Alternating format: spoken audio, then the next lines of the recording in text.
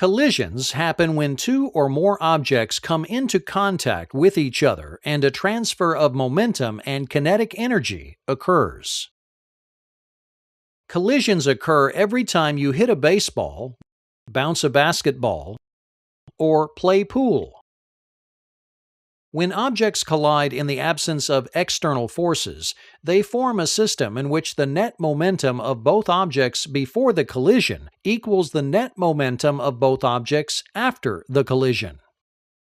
There are two types of collisions: elastic collisions and inelastic collisions. An elastic collision is defined as one in which no kinetic energy is lost, no damage is done to the objects involved, and there is no generation of heat. In the real world, no collision is perfectly elastic because so many other forces come into play, like friction, air resistance, and gravity.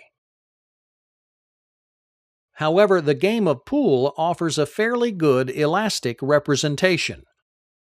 Pool tables and billiard balls are designed to reduce the effects of friction, resulting in close to ideal elastic collisions.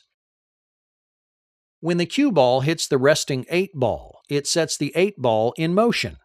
Having transferred all of its momentum and kinetic energy, the cue ball comes to a rest.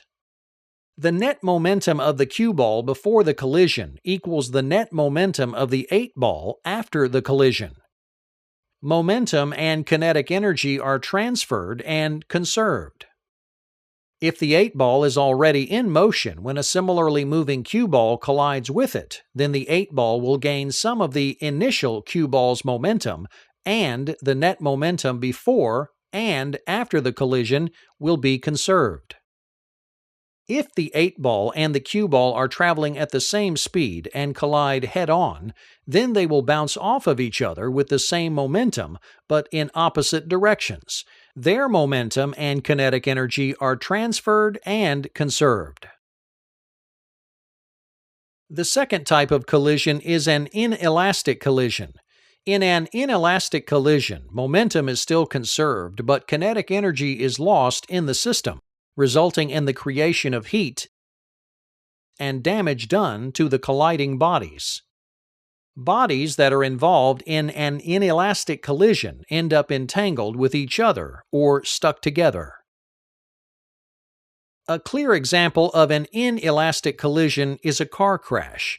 In order to understand the conservation of momentum in this example, we'll imagine a car crash taking place in a world where road friction and air resistance have no bearing on the system. Let's take two cars, A and B, with equal mass. Car B is parked when car A plows into it head-on at a velocity of 10 meters per second. Kinetic energy is immediately lost as the cars become mangled and stuck together. Some energy is converted into heat.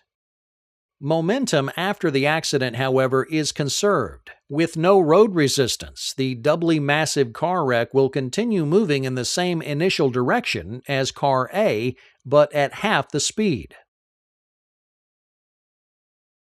The after-collision momentum is easily calculated using the conservation of momentum equation, where the mass of car A times its speed of 10 meters per second before the collision is equal to the mass of car A plus the mass of car B times the final velocity after the collision.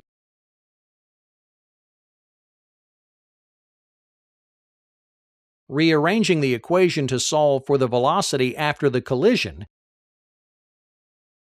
gives 5 meters per second.